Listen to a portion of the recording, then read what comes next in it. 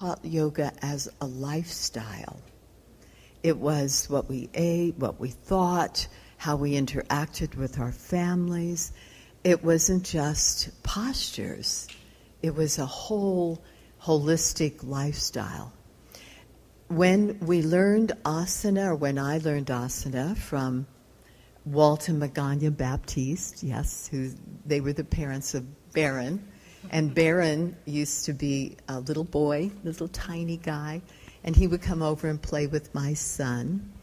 And he was the cutest little thing. Never did I think he'd build these big yoga things in the world. And I learned asana as a dark room with candlelight and music and breathing with the movement. And sometimes I was so fatigued, having children and being a housewife. I would barely crawl up these big, big stairs they had in San Francisco, and all I could do was collapse on the floor. And I think if Mr. Iyengar had been the teacher, I could never, ever have done standing poses in those days. But as I learned, I began to see that there were very few yoga teachers. There weren't, except for the Baptistes. I don't remember any, except a man in Carmel, Hittleman, who had put out a tape on yoga.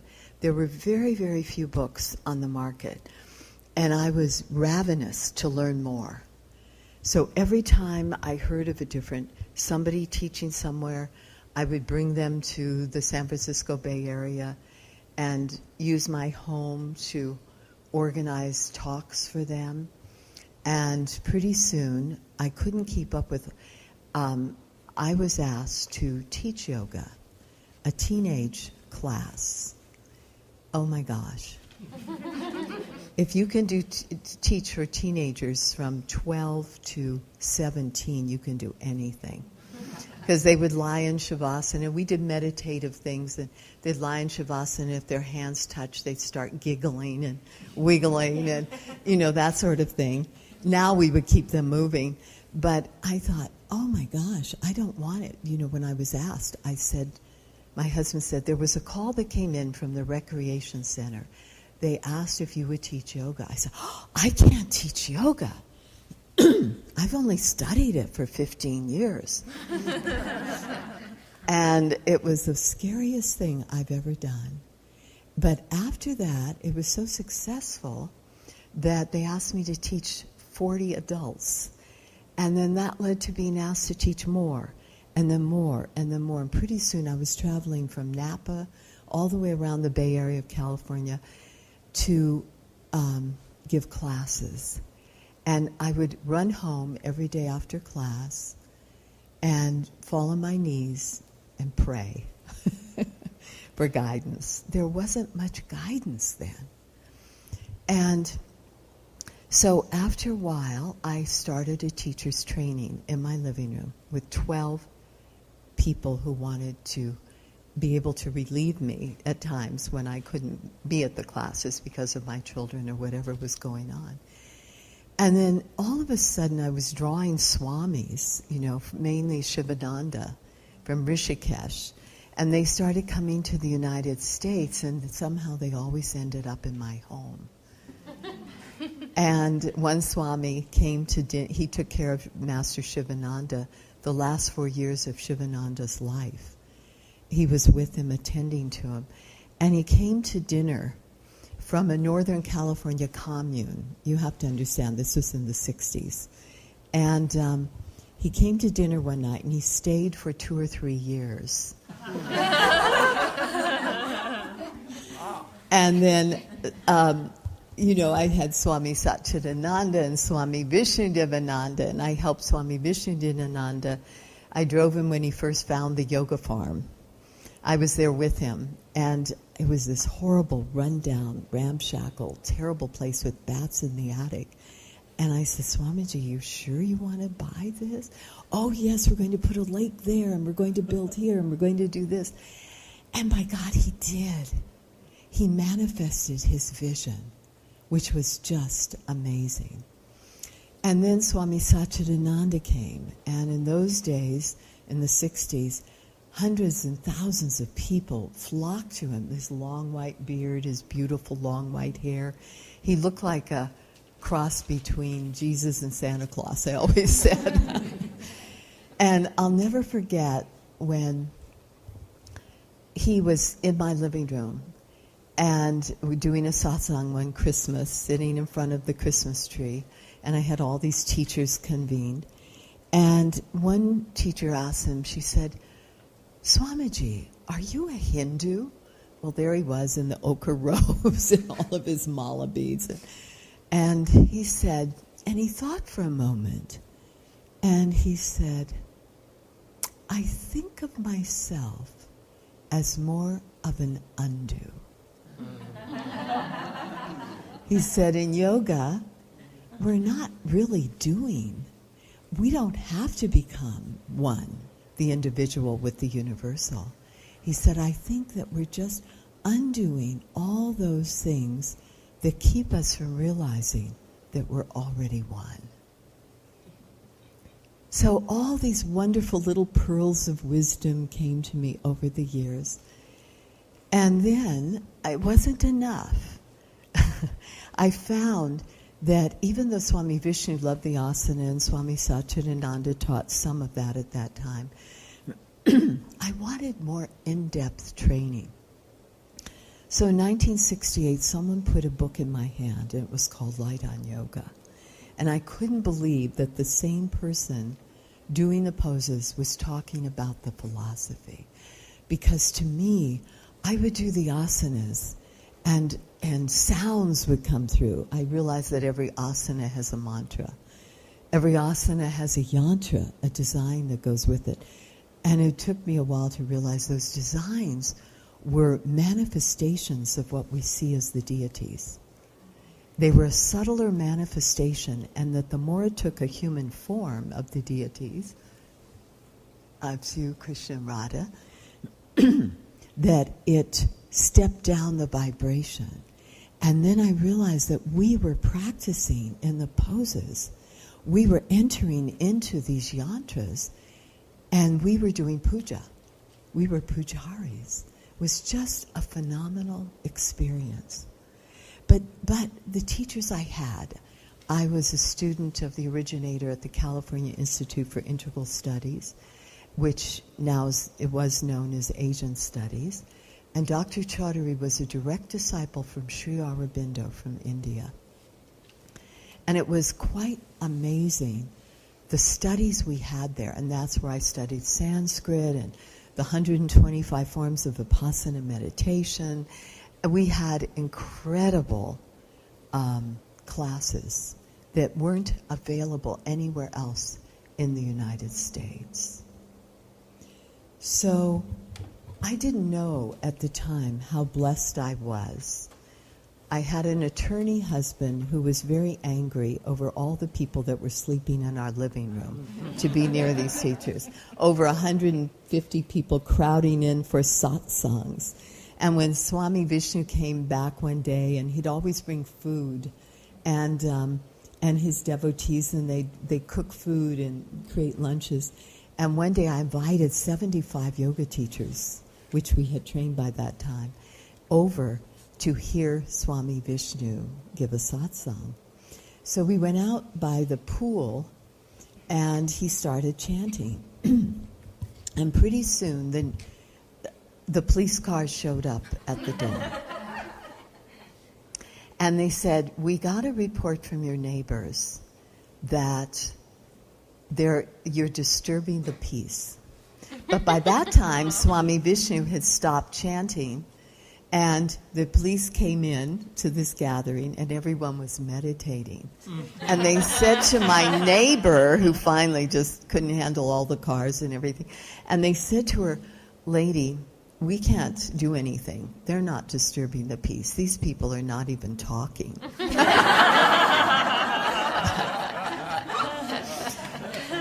So I just wanted to give you a little background of this. But I did go to India in 1969 and 70 to find Mr. Iyengar, because my teachers which were very philosophical, and they were talking about all these wonderful esoteric things, but they didn't honor the postures. They didn't honor asana. And the term asana is very beautiful, as I learned from my Sanskrit teacher. As means to be or to breathe. Sam is to become one with, like in samadhi, means to adhere to that oneness. And then na is the eternal cosmic vibration. So in asana, we are breathing and being one with the eternal cosmic vibration. Isn't that beautiful? And so I wanted to find this man who combined the philosophy with asana and who felt the poses were important, which I felt they were the missing link.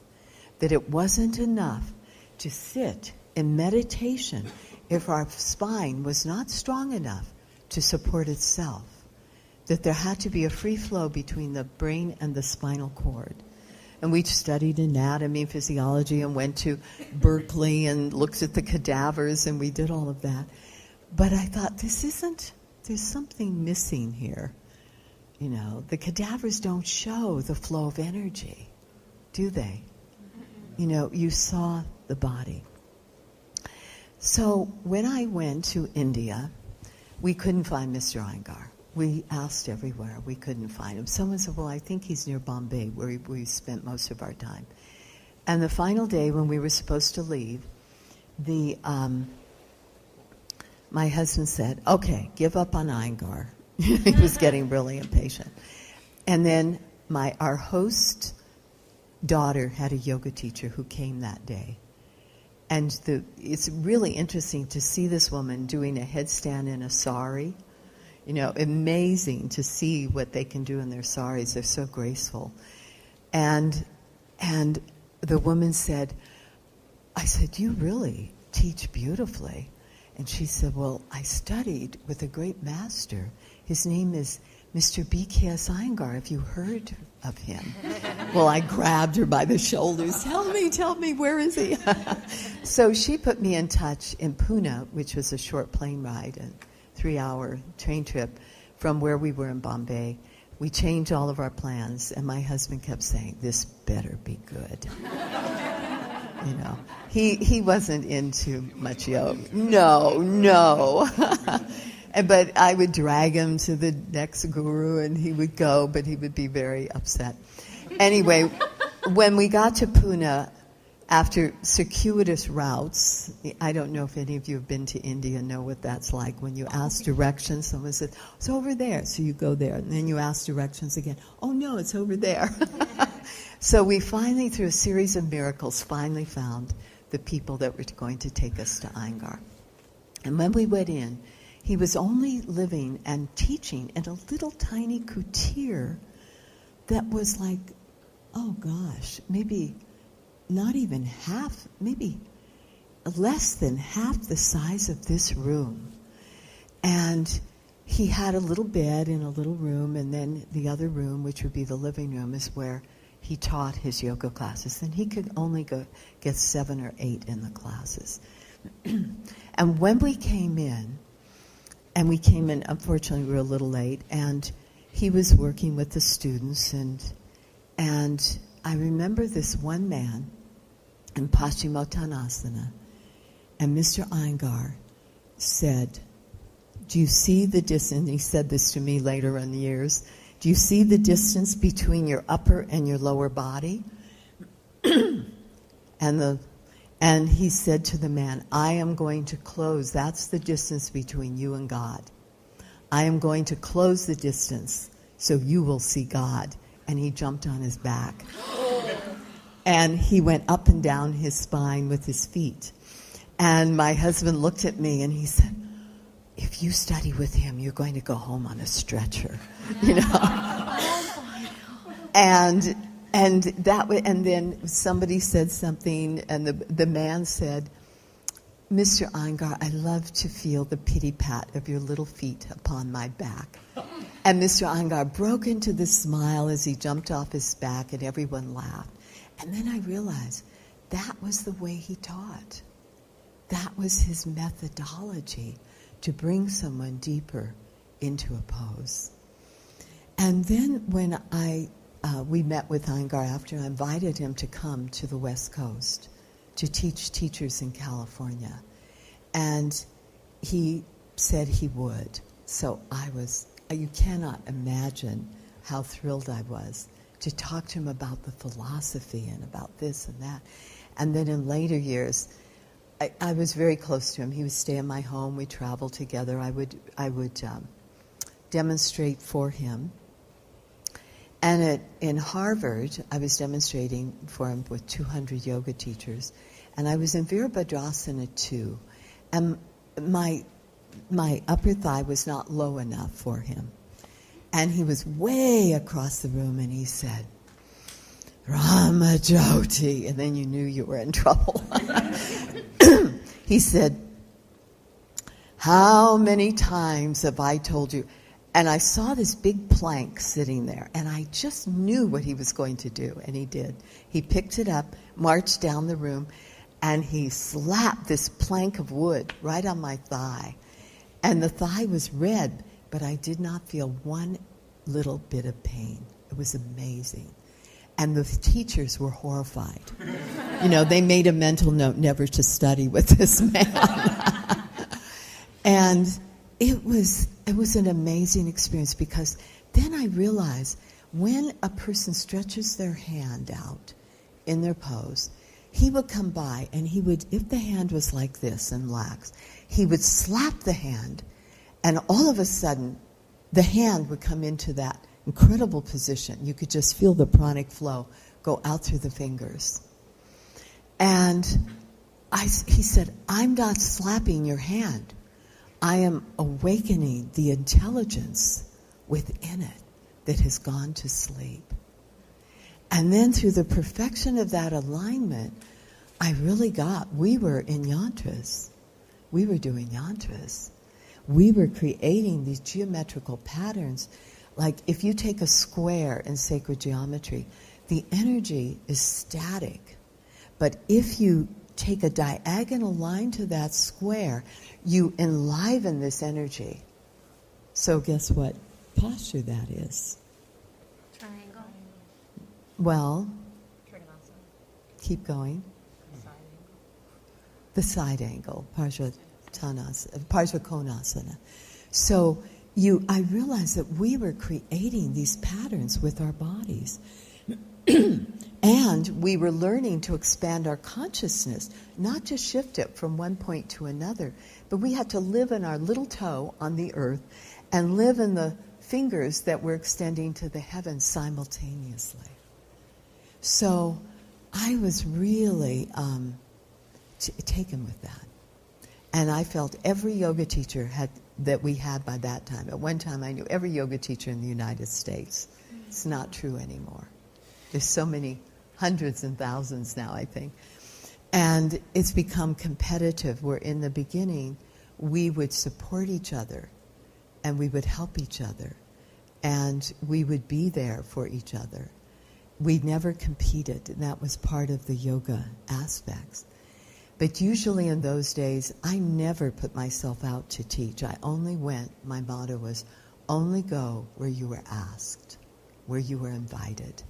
So I would only go where I was asked, and I still continue to do that today, whether it's international work, like I'm going to be going to, I've been asked to come to the West Bank in 3 cities and teach yoga teachers, work with them, and the UN asked if I would go into Gaza and teach teachers. Where? Gaza. The Gaza Strip. Yeah. And so I felt I've been invited. How can I say no? So here, it's become very different today in the society of yoga teaching. Teachers have to watch a competition. They have to market themselves. They have to be online, don't they, Sarah? Oh, yeah. I mean, the very latest techniques online. And this brings up how teaching is so different today than it used to be.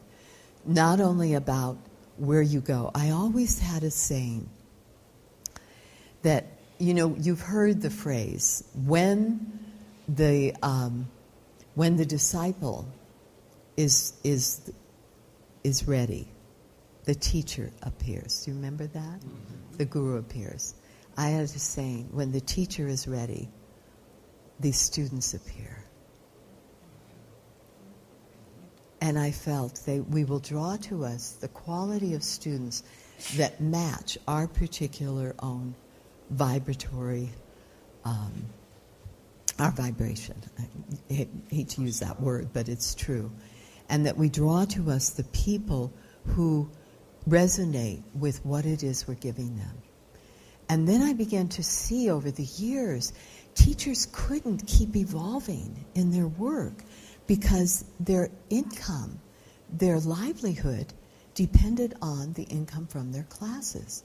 So they had to cater to the student rather than making the changes in their teachings when they felt it was relevant to their own evolutionary expansion. And they couldn't change those teachings because they were afraid to lose students. Have any of you ever felt that? Isn't that an interesting thing? But then I got to see that if we stay true, because all of teaching is simply sharing our own experiences. And Mr. Iyengar used to say, teach twice as much. He said, practice twice as much as you teach. He said, not only are you releasing what you may be taking on, because you're touching a student or you're working with them, and there's so much that comes up for them. And he said, just keep practicing, because it releases any energy that gets coagulated in us. And he said, you must practice before you ever touch a student. And even if we didn't touch a student, he said it's very, very important. This is part of shaucha, the purity or whatever it is. It's like taking an internal bath before we go into that class and leave all of our troubles behind. I said, when you put your shoes at the door, leave anything that's bothering you, anything that's come up in your life, in your family, leave it there at the door. And then you can pick it up when you put on your shoes and leave. The only problem is I would get so high from teaching in those days. I would forget my shoes. And finally, after 10 shoes were lost, my husband said, I will not buy you any more shoes. That's it. So I ran around barefooted, And you could do that in the Bay Area in those years, Everyone was high on LSD, and you get contact highs from everyone, and no one cared, And it was an amazing time on the planet. It was incredible. And I ended up being asked to teach in the middle of the Haight-Ashbury. Woo! So I was teaching classes there, married to a rather conservative trial attorney. It was really interesting. And so we didn't have the term therapy in those days. But what we were teaching in yoga, people were having, and as little skills as we had, people were having amazing healings. But I do remember one day, I overheard two students, where I used to teach with candlelight and darkness, how I learned from the Baptiste. And then I came in one day, turned on the lights, brought in belts and boards and all of these props, and the students thought I was going to torture them, when I walked in. And I remember hearing two students saying, after they had studied with me for years, and they said, I wish she'd go away and find her next teacher. This Iyengar method is killing me. And we were very militaristic in those days. So after a while, I was go back and forth and be with Mr. Iyengar in India or bring him here. And after a while, I found myself shutting down rather than opening like I had known in the early days of yoga. And even though we had the alignment, we made sure we weren't going to break bones and all of this, there was something not right, and I couldn't figure out what that was. And it took me a while, and then I realized that we were not breathing as we went into the pose. And that once I got into the pose, I couldn't get the breath. It's like I had closed down the inner space. And yet it looked great, I could do all these things, but inwardly I was feeling horrible, and it got worse and worse. And then and one day I said to Mr. Iyengar, I said, Mr. Iyengar, you don't teach us to breathe in the asana. Why is that?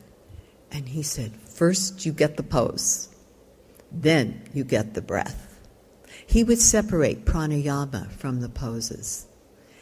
And I said to him, Mr. Iyengar, will I ever get the pose? And he said, no. And my first thought was, I can't breathe. I'll never breathe. And that's when I began to pull away. And then I could feel him wanting, after 8-10 years, him wanting me to, he brought his certificates to my home one time, and he laid them out on the dining room table. He said, and he looked very sheepish because he told me he would never certify anyone. He saw all my certificates, all these teachers had given me. And he would say, Rama Jyoti has all these certificates. I will never certify anyone. Well, then he laid out these certificates. And he said, Rama, which one do you like the best? And then I had this feeling he was going to have me certify the yoga teachers here in America. And he had me go to England, see what they did. And after I saw how they certified, I went into the ladies' room and sobbed. I sobbed. I said, what happened? What happened to the heart of yoga? And here I brought all these teachers to his feet and brought them to India when he built his institute and all of this. And I kept thinking we would go, we'd learn something, and then we'd take it and we would evolve. There was an evolution that was happening in yoga and our practice. But people got stuck in this, just as I did for a while. And I loved Mr. Iyengar, and I felt he gave the greatest gift to the world of the alignment. Because in the early days, the Swami Vishnu days, when I was with Swami Vishnu gave me the course up in Valmarin, Canada, and people we'd do yoga on the outside of the platform, and he would come through the line and he'd throw people up into a handstand without a wall. They were just on this platform with the drop. And one day he threw a man up into a headstand and he went over the edge. He was fine. But I thought, there's got to be a better way. And so that's why I thought Iyengar was a better way. So the therapy he worked with, it was interesting to watch Mr. Iyengar work with the sciatica, spondylosis, that people would come to him in India for all kinds of things. And he was very powerful in how he taught, and it was wonderful. And his feet were as sensitive as hands, our hands. We don't use feet for adjustments anymore because I've said to the teachers, the hands are closer to the heart. The feet are further from the heart. And sometimes we don't have that kind of sensitivity that he had. But still, people would get hurt in the classes. I was very fortunate, And then I began to see that this became across the board. And as I pulled away, I had to stop doing the advanced poses to go back and find my breath. And I was telling John that I feel the MO of my life now is bringing the breath back into yoga. And with the breath, we don't injure ourselves. And I teach teachers all over in studios around the country. I teach from all the different systems and methodologies. I have people in my classes. And I'm shocked at the injuries that have occurred, that we do need therapy for. And one woman in one class in Denver said, but isn't that normal that you get injured in yoga? I said, yoga was originally to work out the injuries, not to create more. And then I had to really think about this, and I realized that our breath is our metronome of the pose. We don't look at the clocks anymore, but we look at our breath. The breath will tell us where, if we are to come out or if we can stay in the pose. Because it is through the breath we realize if we've gone beyond our sva dharma. Sva means one's own, and dharma is what's right for us. You know, I think of it as our destiny. And in each pose we have a line that we can go into. If we harshly push against that line and go across that line, that's when the injuries happen, and it's usually when people are not breathing with the pose. And the pose becomes static rather than dynamic. So I realized the greatest therapy, when we speak of yoga therapy, how can we do it without the breath? The breath is the greatest therapy. The breath is inspiration. We're bringing in spirit. And then expiration, we're giving out that spirit to the atmosphere around us. And then the term asana, us, is to be or to breathe. And through that breath, become one. Again, the remembrance of the one with the eternal cosmic vibration. And so we could have the knowledge of the muscles, of our tendons, of our ligaments, you know, all the things that many of us study, which is fabulous. It's wonderful to have that. But there comes a time in our practice when we need to let go of that knowledge. I hate to say that because it can create insecurities. But there comes a time when there's something else that begins to move us. And it's not our will, but it's spirit that's coming through the breath.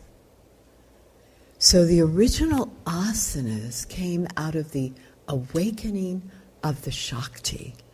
And when it awakened, it moved the limbs.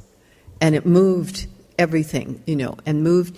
And those positions that people were moved into in those ancient times are now, we call them asanas. At the time there were no names, but it represented every aspect of creation, from the lowliest and the humblest insect to the loftiest sage in existence. And then I realized that we are invoking all of creation in these asanas. And we can move deeper, deeper into the spiritual awareness through them if we use our breathing. If the breath stops, as I experienced for those years with Iyengar, we could feel good, but we won't feel great. Where we're in touch with that spirit that yoga was originally meant to invoke. So now what we see in yoga classes, the worst injury I saw that came out of one of the systems and methodologies, which I won't mention, was a woman who lost a kidney because of a yoga class. What? Yes, she had to have the kidney removed because of being pushed into a pose. So to me, the greatest therapy today is to honor person's svadharma. What is that edge for them? Because that edge is always changing. You know, I've always said, we'll get into a pose and we'll have an incredible experience, incredible. And then we go to the pose the next day and we spend the whole time trying to recapture the experience we had before. Have any of you ever done that? Close. Yeah. And I remember Dr. Chaudhary, who is my great fulcrum of spiritual exploration at the California Institute for Integral Studies. And he said to me, we cannot bathe in the waters, the same waters of the Ganges twice. And after I went to the mouth of the Ganges and tried to swim across the Ganges to the other side, I was swept so far downstream, I said to him when I got back, Dr. Chaudhary, after being in the Ganges, I realized we can't even swim in the same waters once. And that's with the asana. It's like it's ever changing. We can never do the same pose twice. It's always changing. It's always different. Do you believe that? Yeah. Think that could be so? And then if we realize that, we can be in the moment with our practice, which is where we're totally aware and we know where those edges are. We cannot, and we know through our breath how far we can go without hurting ourselves in any way. What we're seeing now, Charles, in yoga classes is very different things. In the early days, we didn't have the obesity in our culture. People didn't have the osteoporosis as they have today. It was a different era in the 60s and 70s. And I must say, when I was speaking about how the body unfolds when the Shaktis awaken into the asanas, then the rishis thought, if we practice those movements, we can go back to awakening the Shakti. And what I discovered in the Haight-Ashbury when I was teaching there, that people would come in on LSD or whatever. There was a lot of things they took in those days.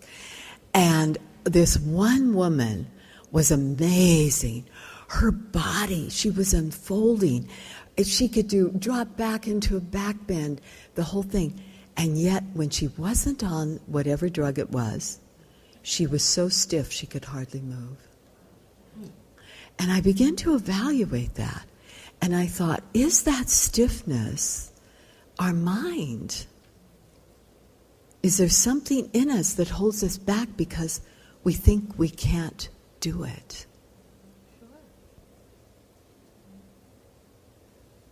Isn't that interesting? And so when we're going in the poses and we want to break through to a new level, sometimes the mind is what's holding us back, and we need to honor that and look at that. Because in yoga, chitta is the subconscious mind, and it's the overall mind. Yoga's chitta vritti nirodha. So the chitta has 4 parts to it, and one of the most important parts is the subconscious, where I draw it like a triangle. And then it has different layers from the conscious, pre-conscious, that goes into the individual, subconscious, and down into the subliminal regions. And what we are doing with our practice, what I think is the greatest therapy, when we use the breath, but if we don't use the breath, we can't always get into those hidden recesses in our mind.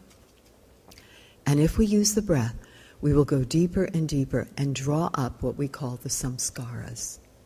There's some scars in us. And the samskaras are created by the mind waves, the electrical impulsations that arise in the field of the chitta, of the mind. And those lead us to a desire. We want to move, we want to do this, we want to do that. And in Vipassana, you sit and you take a vow not to move your position for an hour. I would take vows for 5 hours. And sometimes I'd sit for 18 hours a day. And you watch what the mind does, how it comes up, and it wants to do something. It has to move. And if you don't allow it, then pretty soon that pain that it brings with it subsides. And then you have a space between. And then you see that, wow, I am subject to the ego that arises, which is one part of the mind, that it's not my own individual choice. And that's what a vritti is. These things rise from the subconscious of our being, and we think we're in control, but we're not.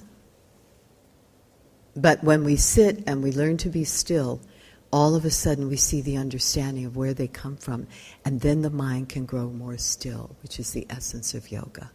The stillness of mind.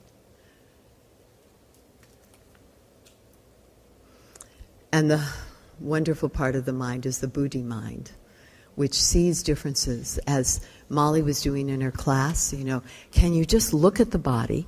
You can see what's going on, but you're not judging it.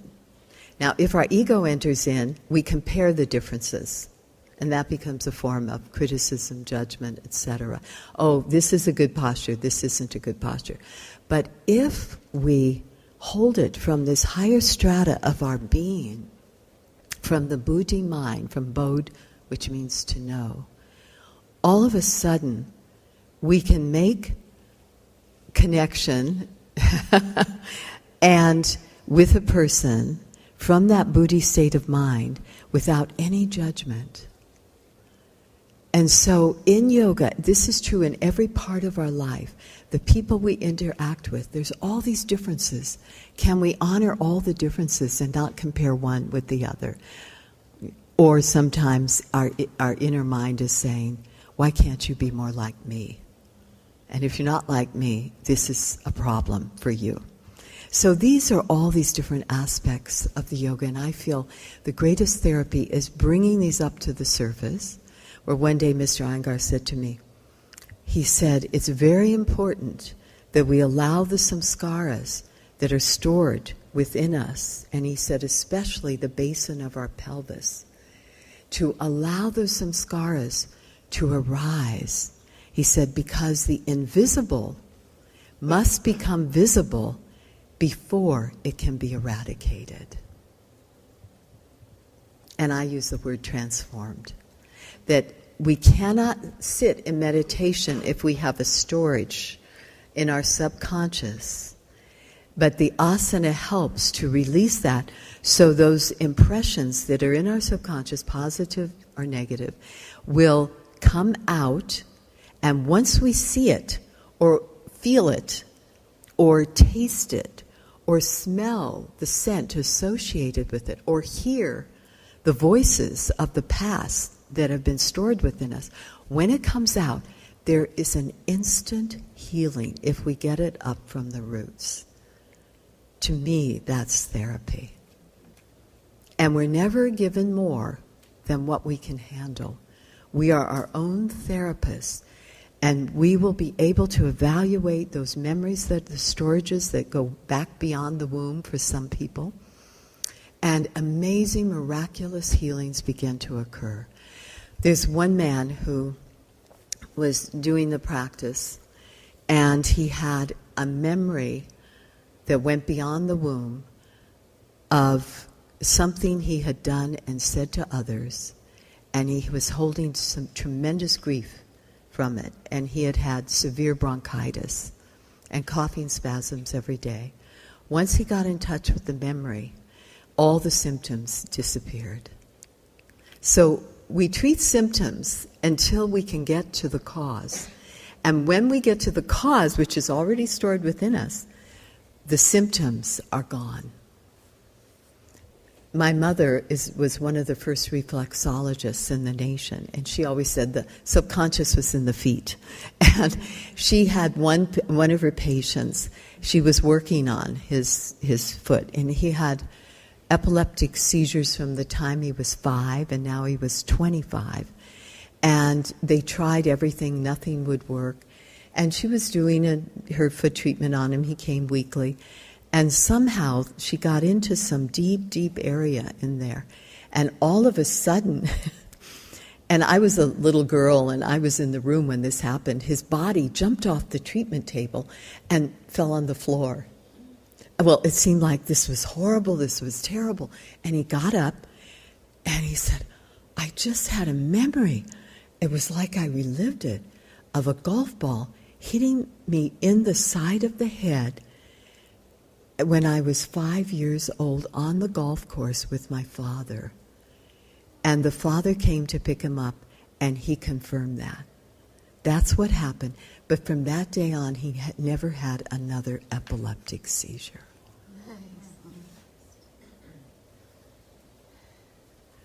So until we can get down closer to this, I was telling Charles what I'm seeing in yoga classes now is the hip implants, knee implants. What are some other things? Do you guys know? What are some other? Spinal fusion. Oh, God. Spinal fusion, neck fusions. Rotator cuff operations. What else? What else do you deal with? Tears. Tears in the Achilles tendon. And the pain meds that come Medications. We didn't have all these medications in the 70s. You know, now if you go to a doctor or people go into an emergency room, they say to them, "What medications do you take?" They don't say, "Are you on medication?" You know? So look what we're dealing with in the yoga world today that we didn't have in the beginning. People had stronger bodies, much stronger. They didn't have, their bones were even stronger. When I think of what I was teaching in the late 60s, I'm horrified. I'd have people go up into headstands in the middle of the room that had never done it before. I didn't know the alignment in those days. And I had them on their shoulders. I had them do, no one ever got hurt. Well, they were in a trance-like state in a dark room with candlelight music, you know. We were all in this trance, you know. We were all high. What can I say? But now there's so much, but the main thing for yoga teachers is not to be frightened, or yoga students, not to be frightened. And Molly, it was wonderful what you were bringing up, because you were talking about just seeing and almost trusting what you were feeling and seeing, what a person may need. This is so important today, don't you think? Yeah. We need to trust ourselves. My daughter's in Ayurvedic college, my youngest daughter, who's carrying on my work. She's with Dr. Ladd in New Mexico. And she called me practically crying. And she said, last year was so wonderful. I said, why? She said, because it was all about me. And this year's about the clients we're going to be working with. I said, are you sure you want to do this? And so she said, oh, we're talking about this injury and that can happen and you can get in trouble with the medical profession, you can be sued, you can, she went into all these different areas and she said, I don't want to do this. I don't want to live like this. I have so much fear now that I never had before. And she was teaching Ayurveda for years. And she said, I just don't want to do this. And I thought, we started the Yoga Alliance at the first meeting up in New Hampshire as a way for us to give certification to ourselves so someone else wouldn't come in and do it. And now we have not only certification, but we have accreditation, which is trying to make it acceptable so it can be in the, be in the hospitals, be in the schools, which I knew the teachers that were already working in the hospitals before we ever had the term yoga therapy. And Larry Payne, bless his heart, and my dear friend, and dearest Rick Miller, they got the idea and the vision of doing the yoga therapy journal. Okay. We had no definition of yoga therapist, but there was a journal. John, were you around in those days? Yeah. But no one knew what a yoga therapist was. And then teachers were calling me, like Nishala Devi and others, complaining that people were taking weekend yoga courses in yoga therapy and putting out the shingle, hanging their shingle saying yoga therapist. But there were no definitions, no guidelines, nothing. And in a way, it was a time of great innocence, wasn't it? And now we're restructuring it because now by doing that, and I'm all for this, because by doing this, it's going to be more acceptable in every area of society. But as John said, his work is to keep the yoga in yoga therapy. Because we all, and this is true with Ayurveda, we want to kowtow to the medical profession to make this acceptable. Is that right? We're bending our standards to make it acceptable for them. And I feel there can be a wonderful balance here. It's a two-way street, yeah. I know. So we don't want to lose that, in trying to more move towards the medical model. One thing I have found a difference of, as Charles brought up, is that technology. What do you all think about that? It's invasive. It's a love-hate relationship. What? It's a love-hate relationship. Lack of communication. Real communication. A lack of, you mean technology, there's a lack of communication. Real communication. All of the, my husband and I were just talking about this the other day, all of the misunderstandings, Yeah. the drama, the hurt feelings from emails. Yes. People Yeah. are doing that instead of talking, Yeah. even when they're one office away. Yeah. I know I've had to do a lot of conflict resolution with people with emails. Yeah. Isn't that interesting? Yeah, one has to be very careful on the languaging. And anything else about technology have you found? I think it's good. Like, I think it's good for advertising and stuff, but similar to that is people speak differently through technology than they would in person. Yeah. And that's one of the, like, you'll see someone say something on Facebook, I'm like, I have never heard that person say that before, ever, in that tone, so it's kind of... Well, there's no tone. Well, yes. There's no tone. There's no- The inflection of your Yeah. voice changes everything, doesn't it? But there's something like today in touching people in the wonderful class Molly did. There's something about the touch. You know that older people, there are some that no one touches them when they live alone. Do you know that? It's so sad. And they don't. It's so sad. There's some people that never get touched, and that's why animals are considered to be good therapy for them. So, anyway, look at what the technology is doing to our brain waves. What about the EMFs that we have? Oh, yeah. And the dirty electricity, meaning where one current crosses another. What about Wi-Fi? What do you feel from Wi-Fi? We've been having this conversation. I'm sorry. No, it's I'm good. sorry. Maybe I shouldn't bring it's this not. up, but It's good. I don't do Wi-Fi. But I'm on a plane all the time, and guess what? There's Wi-Fi. They have it now. People are getting addicted to Well, yes. And Wi-Fi, I found, I did an experiment when it first came out, and I said, they hooked it up in our house up in Seattle. And I felt instantly, well, it took about 20 minutes, and then I felt something at my solar plexus vibrate. And then I didn't feel good. It was almost an anxiety feeling, which I never got. And then all of a sudden got stronger and stronger. And then I said, okay, don't tell me. You disconnect the Wi-Fi, and I'll tell you. But don't tell me. They disconnected it, and I felt it after about 10, 20 minutes start to dissipate.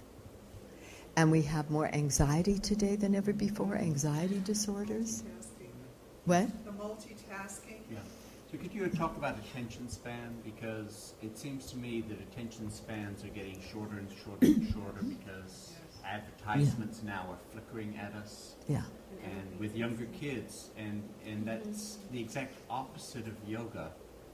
So both the problems, but also how yoga can help, or if there's a way to, how do you reach them so that yoga can be in their life long enough to help? Does anyone have an answer for that? Whoa, that's a tough one. Inspire them. What? That's the whole workshop in itself, isn't it? Yeah. And this ties in with the technology. You know, that I got a call from a teacher from Austin, actually, who used to know me in Sedona, and she wanted me to come and teach, and she had all these 20-year-olds or something. And she said, but we have to come and do a video of you because their attention spans are, 7 seconds? I think it's gone down from 20 seconds. And she said, and we want to do a blurb, and what do they call it? It's very quick. Was it YouTube or something like that? What? Vine? What? A vine? I don't know. A lot. No. Oh, is it? Are you talking about Twitter? Is it a tweet? Maybe it was a Twitter. Yeah. Yeah, as if I know what that is.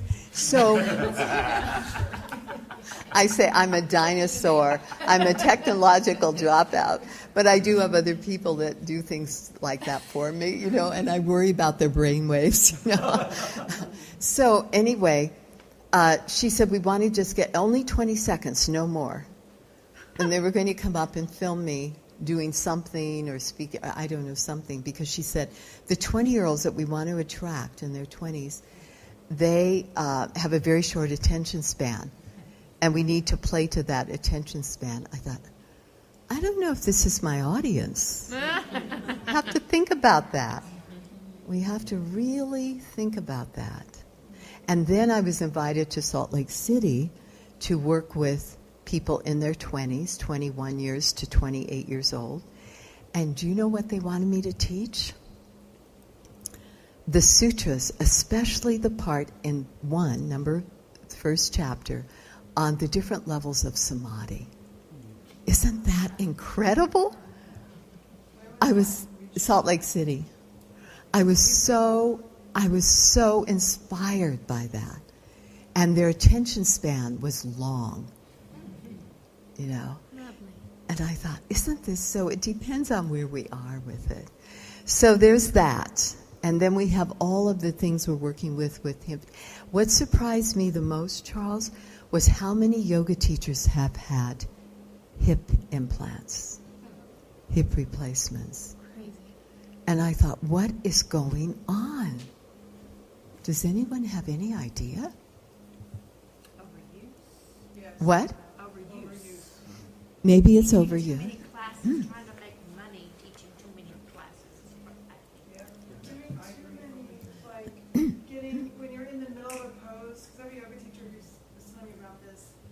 She went to go teach a weekend long or a workshop. She's teaching all these classes. She's in a pose, and then she gets up real quickly to go around and look at people and adjust and do whatever and get back in the pose. And she gets up quickly again. And she was like, she had to go get in the pool and try to work some of that stuff out. She said, I have advice for you. Never, ever do this.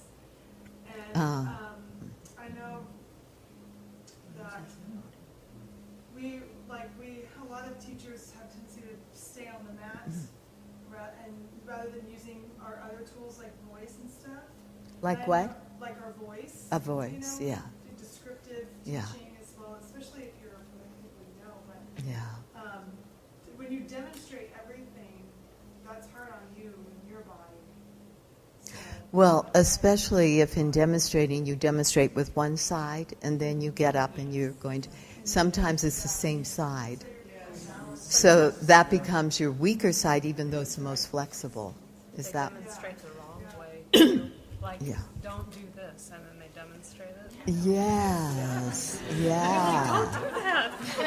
Yeah. On a similar note, I think a lot of teachers will not necessarily take the time to warm themselves up Yeah. while they're warming up their students. Yeah. And they'll go into a pose, and maybe they're going into it correctly and coming out of it correctly, but their body isn't warm.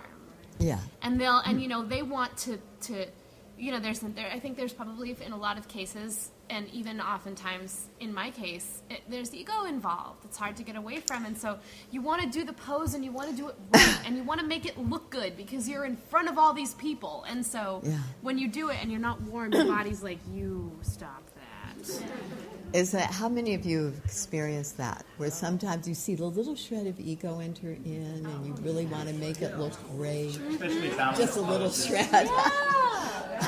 Balance poses, yeah. And the balance poses. So hard to Yeah. get away from. Yeah. So these are all the therapy we need to work on ourselves with, And maybe shut down the media, shut down the social media, shut down the CNN every so often.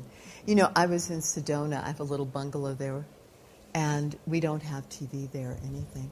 I would wake up in the morning just with the song in my heart. I was so blissful. It was so wonderful. I was so happy. I hadn't seen television for over a month. And I was just felt like, God, it's a beautiful time of year. The birds are singing. It's not so hot. It was just wonderful. And then I had to go down to Tucson, and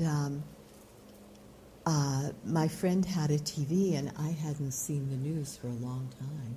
So she turned on the news, and every night we were watching the news, and after 5 nights, we were there. I was there teaching and for a funeral of a dear friend. And all of a sudden, I felt terrible after 4 or 5 nights. And I thought, oh my gosh, this really does make a difference, doesn't it? Even though I don't want to believe that. But what we're taking in is very, very important. And I feel as teachers, all we can do is take our students less than where we are at within ourselves. We cannot give everything out that we know or that we're practicing. Keep a reserve. Always keep a reserve. Don't give it all away. And that's important, so that as you keep that reserve, that's why Iyengar said you practice twice as much as you teach.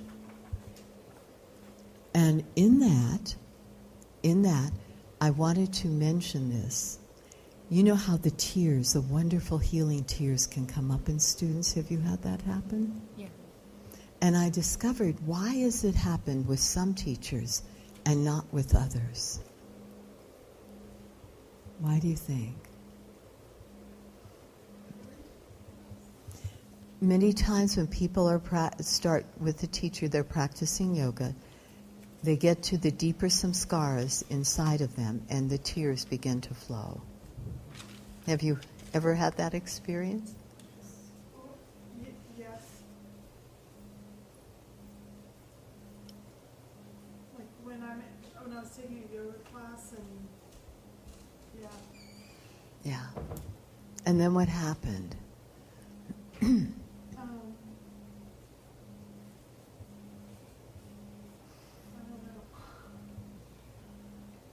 Well, it was because I hadn't been in a yoga, at that time I hadn't been in a yoga class in a while. And, my body was just in so much pain and various things, and I couldn't do things that I normally had been able to do. And I just got to this really very sad state. And I got overwhelmed, and I started crying. And I was in child's pose, and I was like, okay, stop crying, stop crying. Usually, yeah. Yeah. The class, and I managed to pull myself back together, but yeah. Those tears are so healing, aren't they? And I've begun to find that if we as teachers have not faced our own tears and allowed our own tears to come out, that the students will feel that. They'll know that instinctively. And they will repress. They won't be allowed. It's like something in them knows it's not safe because that teacher has not gone into those areas themselves. And then they can stop that process, which is a healing process. That's quite wonderful. Any thoughts or questions so far? Just a thought going back to the breathing. Yeah. I found that 99% of my students, when they started with me, didn't know how to breathe. And I said to them, if you learn nothing else from me, I want you to know how to breathe diaphragmatically, because it influences how you heal, your cell regeneration, not just your asanas. Yeah. And I recently had a 67-year-old woman who it took her 5 months to learn how to breathe. Yeah. And she realized she stopped breathing diaphragmatically 10 years ago when her husband died. Yeah. And she had so much anxiety. Yeah. The stress of our world, Yeah. the anxiety of our world, the pace of our world makes shallow breathing. It And does. most humans are shallow breathers. And the postures that we assume, Yes. makes us shallow breathers. Yes. So I'm going to do something with you on the breath. Is that okay? But I'd like first to just I put this up on the board. It's very poorly written. The bottom word is Anamoya Kosha. In the system of the Vedas, we have the koshas. This is how the light, and it ties in with Ayurveda. From the one came the two, the Purusha and the Prakriti. And from that, their little child, the Mahat, the cosmic mind, came into being. And this shows in Ayurveda how we come from the subtle down to the physical. We come from the ectomorphic or plasmic states of consciousness, that are invisible to our eye on this plane, and how we sift into taking on the Tanmatras, the Buddhas, the earth elements, the different elements we have with us. And then we come all the way down into the physical plane. And our bodies seem very, very solid, don't they? Are they? What are they? Space. A bunch of water. Water and space, yeah. This is part of the illusion in the sutras, in the second chapter of Avidya, that what we appears to us to be the truth is not really the truth at all. And this is true in conflict resolution, as we won't go into that one now. But here, on the Annamaya Kosha level, Anna means food. It's the food sheath, and this is the physical sheath. This is our muscles. This is all of these areas that we can see. The derma of the skin, we can see these tissues. And this is the Annamaya Kosha. There are some teachers that will teach in this layer. That's what they focus on. And it's wonderful because they will draw to them the students that understand that and want to come for that reason. And then you have the second sheath, which is the Pranamaya Kosha. And pra means to bring forth, and na is the eternal cosmic vibration. And that's why prana, and then we were to use ya-ma. Ya means in Sanskrit, yeah, ya. You really, it's emphasizing. It's a suffix that emphasizes the verb. Prana-ya, and then ma, it means to measure. It's the where we get the term maya. So ya means extreme form of measurement, which is maya. It's distance, separation. And so here, the Pranamaya Kosha is the kosha which is the sheath, the level that's more subtle. And this is where the nerves do not follow certain pathways. There's a synaptic jump from one to the other. We call that prana. We call it prana that relates to the nerves, but it is not the nerves alone. That's in the Annamaya Kosha. But the way, the energy that moves our circulatory fluid, our cerebral spinal fluid, all of these systems in our body, even the fluid tissues of our body, this is known as the prana. And yes, Joel. Transportation across a membrane? That's a prana. That's the pranic field across the membranes. I thought you meant teletransportation. Yeah, teletransporting might be the prana body too. And so here with this, we have some teacher, when we use the breathing, we are getting into the pranamaya kosha, that sheath and that layer that's more subtle than the muscles, then the ligaments, then the tendons, then the bones. You see the difference here? And we're working with that subtler layer of energy when we're using the breath. We're in the pranamaya kosha.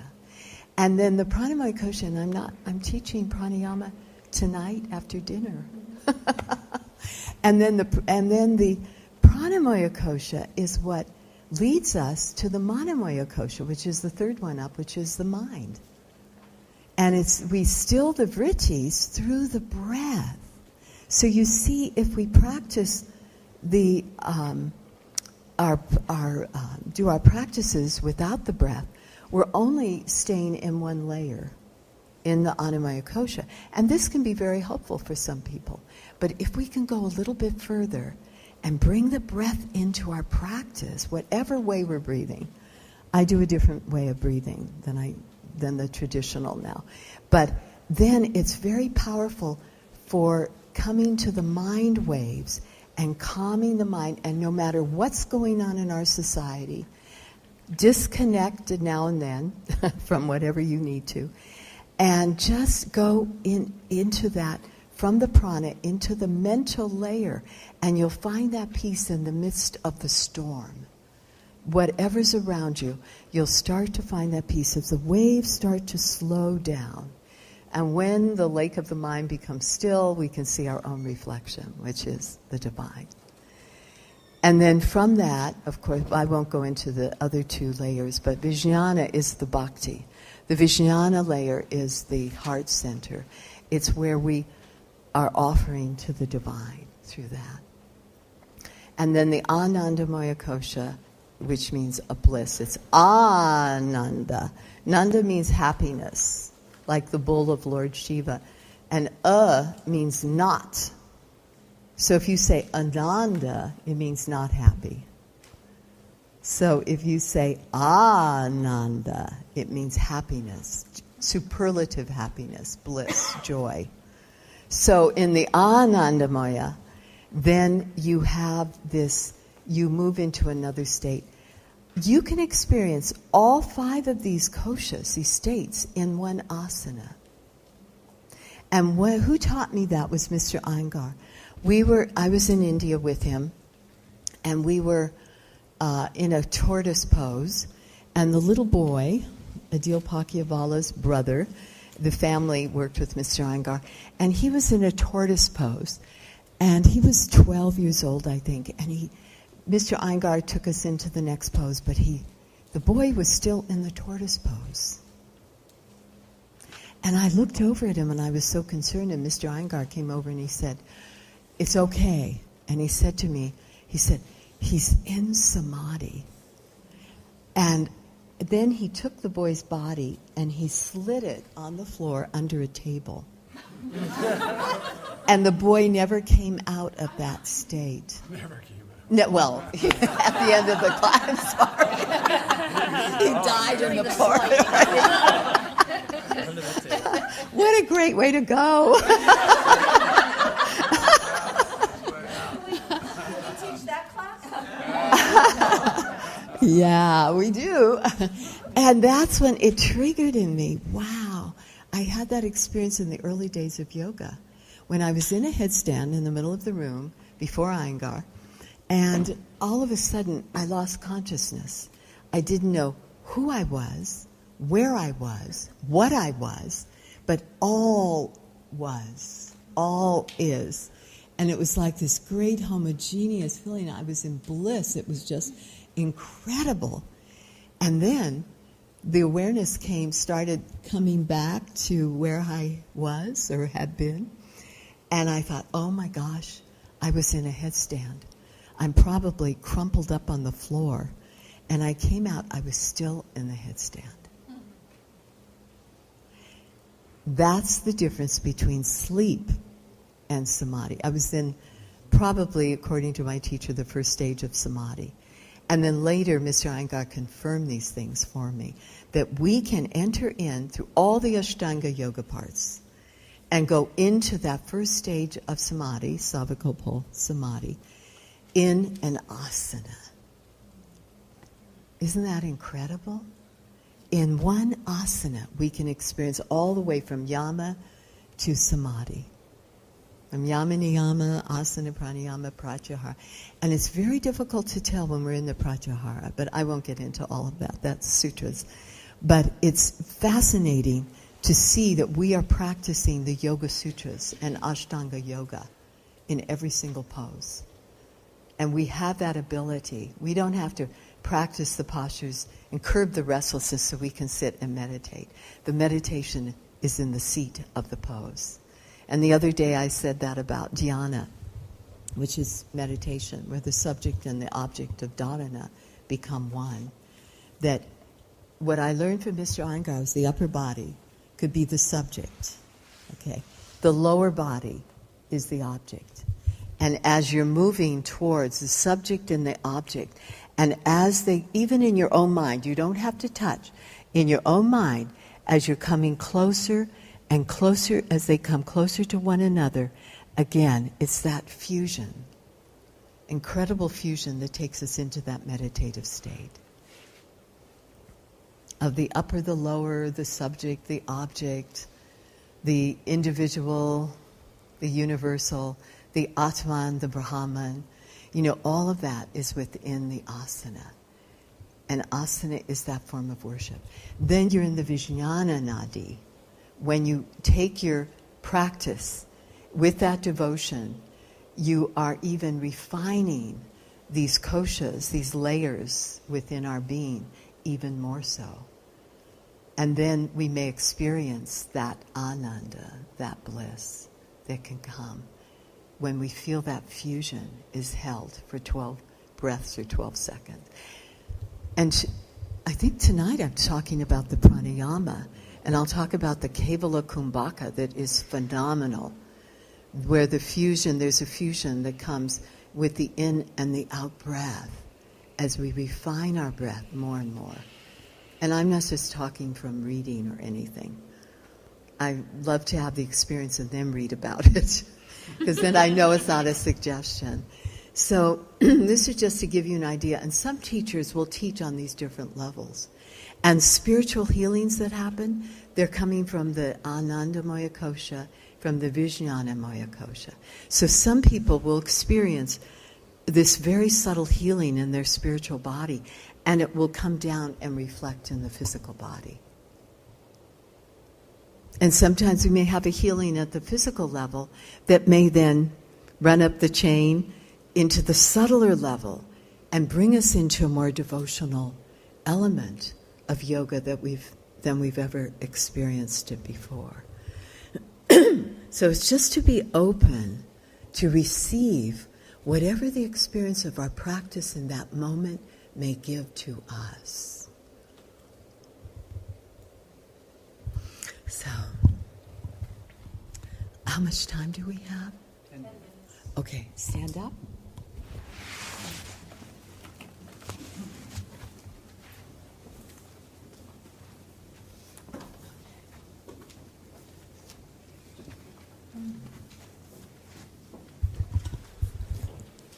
Just come over here. We're going to take a partner. You can grab a partner now if you want. And just, do you want to come over here? And do you want to stand there? Come over here for just a second and just hold her upper arm and you bend forward. Now she's going to be bending from the hips, not from the waist. And then feet just hips distance apart. And see if you can straighten and lift from the top of the kneecap so you don't hyperextend. Just lift from here. We have sub-chakras in the backs of our knees. And if we keep the knees bent all the time, we're going to trap those sub-chakras here. So you're just going to lift from here, soften the toes, widen the toes, go down through the heels. And now as you inhale, just feel the breath coming from the upper lobes of the lungs to the middle to the lower. Can you feel it? Wherever it arises, let that be the teacher. And then as this moves back, you're going to let the spine come in. The greatest form of therapy is working with the spine. We have seen MS, Lou Gehrig's disease, absolutely healed, scoliosis, by just giving space to the spine. And now inhale. Let the breath round the back. That's it. And now exhale and offer the spine to the earth. That's it. Do you see what happened? Very simple. And now inhale again, round the back. And now in the exhalation, go down through the heels, spread the toes, lift up from the top of the kneecap to raise the buttock bone, and just let this come in. And you see where this leads. What pose does this lead to? Breathe in. Well, and what else? Uttanasana.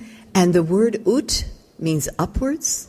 Have you ever wondered what's going upwards when the head's going down? What's going? The buttocks.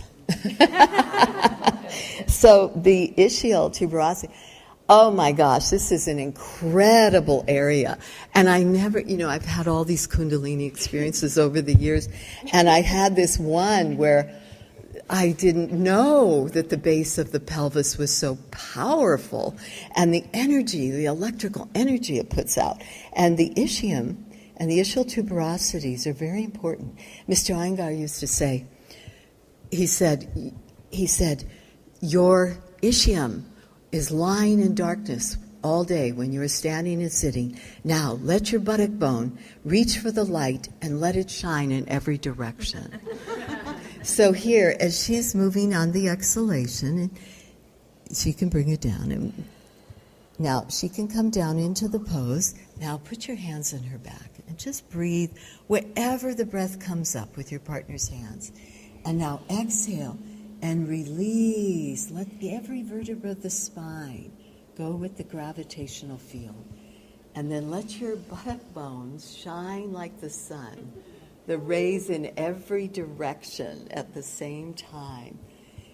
Okay, and then you can bring her up. Inhale. So we're just going to do that one little thing to end our class. Okay? And you're going to... And then as you stand, and you're just going to use the breath. It's a meditation in movement, okay? And we're going to breathe on the exhalation. And we're going to move on the exhalation because Patanjali says in the first chapter, we still the waves of the mind. He gives several different ways, and one is through the exhalation. Never mentions the inhalation. That's when the ego expresses itself. The inhalation is aham, I am.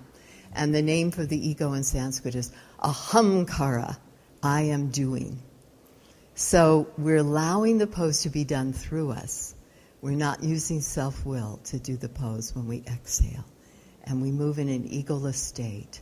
And then the body begins to... He says that it's on the exhalation that the ego...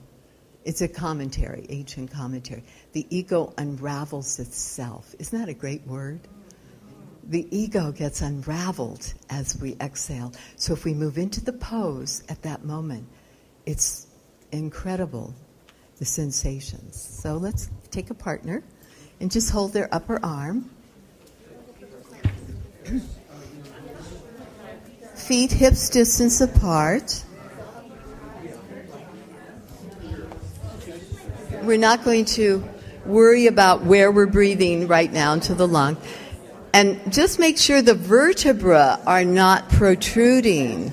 Bring her up a little higher and hold the upper arm. You don't want the vertebra, any anterior compression and any forward bend. Here. Do you want it, Sarah? Do you want them? Can they work together? And you can help me. You can go around and, yeah, you can help me spot them. Okay. And then inhale. Now hold the upper arm. You're not stretching your partner. And let the breath, wherever it comes into the back, let that be the coach or the teacher, the guru for the other parts. And then spread the breath. It's like spreading your consciousness as far as you can. Maybe you could help her, bring him up a little higher. And just inhaling and then exhale and surrender your spine. Offer it into the earth. And then inhale again. And then exhale and let go. And then just see where the breath can carry you. If your spine is moving, it's not the head, but the spine. That's it. Some of you are getting that now.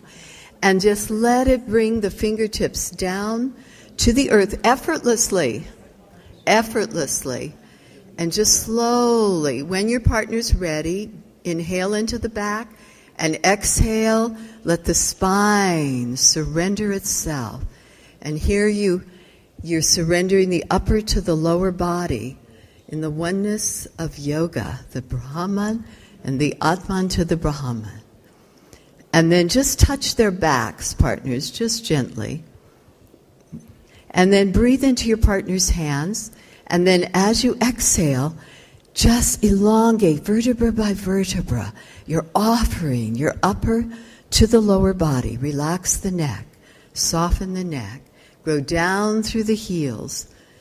Grow up through the top of the kneecap if you can. If not, if the hamstrings are tight, just bend them for now. And then just when you're ready, partners, take their arms and help bring them up. And then you can see how that feels. Are you taller? Yeah.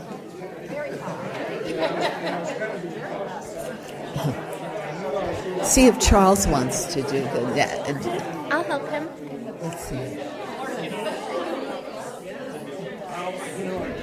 And then when you're ready, you can change.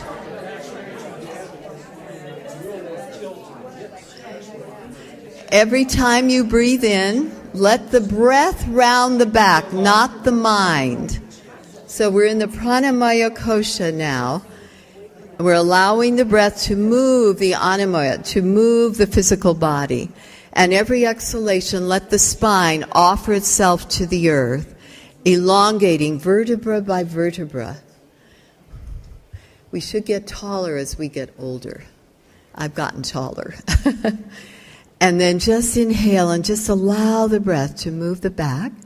And then exhale and release. You're holding their upper arm. And just let, and now where the buttock bone is, grow down through the heels on your next exhalation. And just soften the back of the hamstring. And just feel those buttock bone lifting to the light. Come to the light. And then exhaling, let the spine just move in. The sacrum is moving in to bring you closer to the earth. And then just help your partner. Did you guys do it? Oh, good. Did you want to do it? Okay. And then just come closer to the earth. And now just put your hands on the most prominent part of their back. Now breathe into your partner's hands very gently. Your hands aren't giving a lot of tension, just very light touch. And then breathe where you feel the hands. And then exhale and elongate. Release from this point. Let it go towards the earth. And then partners, just when you're ready, bring them up.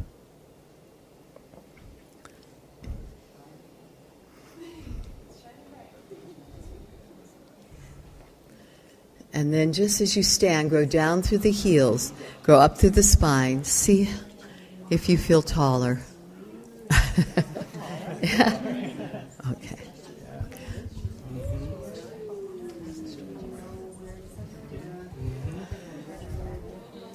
Yeah. And then let's just sit and finish our class with Om.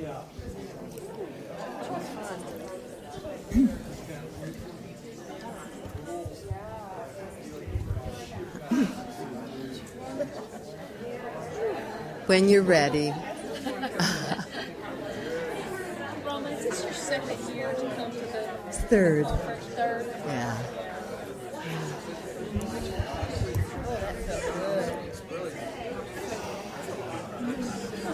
And see, we can do that. The yoga for athletes.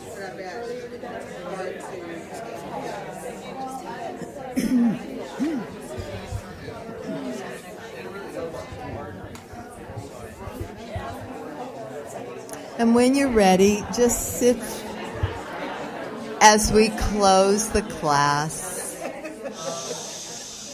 It's okay. I love it. I love it to hear people. I don't have to be in control. I've had too many children for that. Oh, how did that feel? It's simple things that can bring us into that. And Molly, we touched each other. Forgive me. I do touching now and then. I touch all the time. Yeah. Yeah. It's great. And don't listen to those letters. Totally discard that. You are fabulous. Whatever you do is fabulous. You can do no wrong. Yeah, she touched my button. It was not creepy.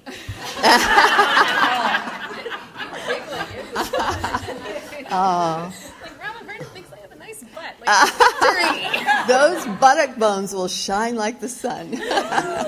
Oh, so let's just end our class, our time together.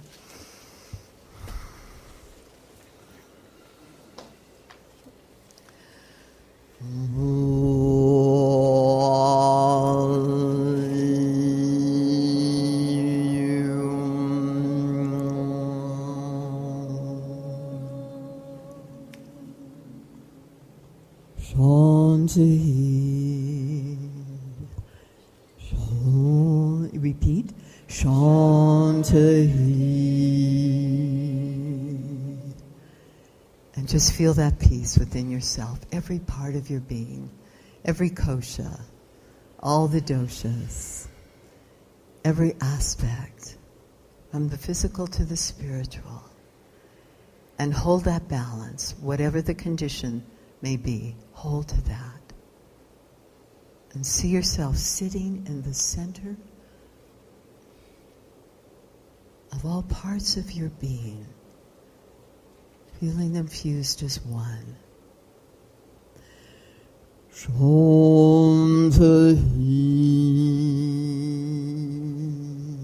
Inhale. Shanti.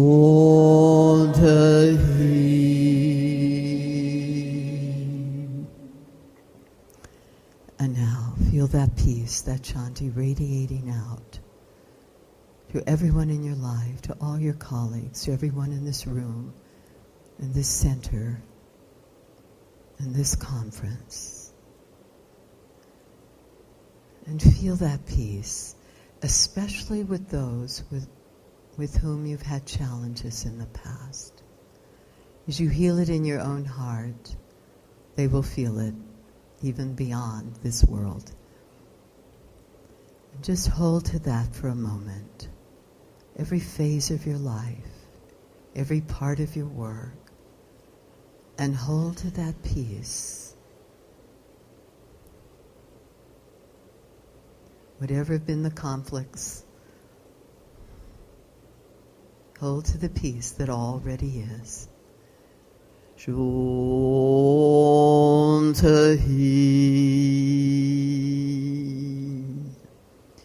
Inhale. Shantahi.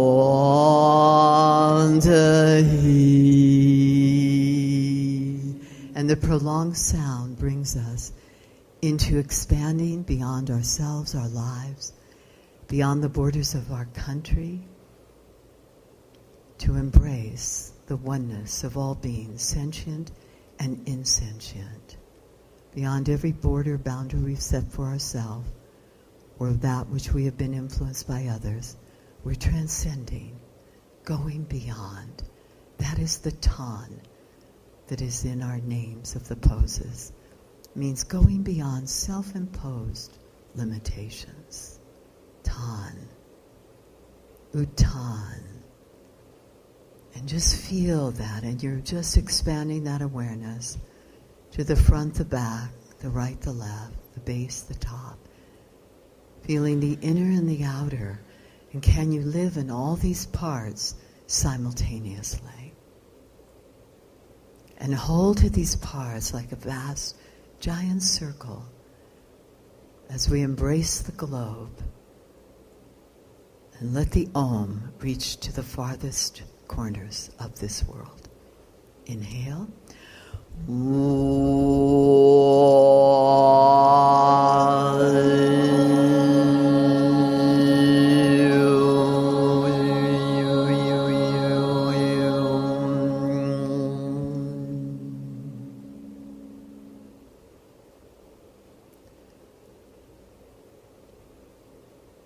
Om Shanti, Shanti, Shanti.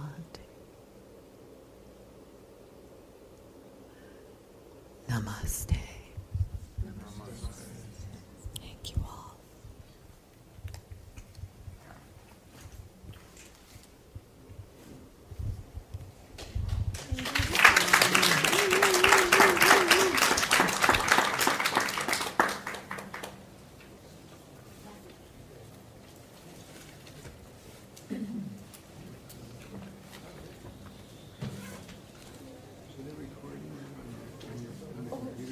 We will find out. I want to see how you did. Recording, okay, and so you can hear it's recording now. Okay.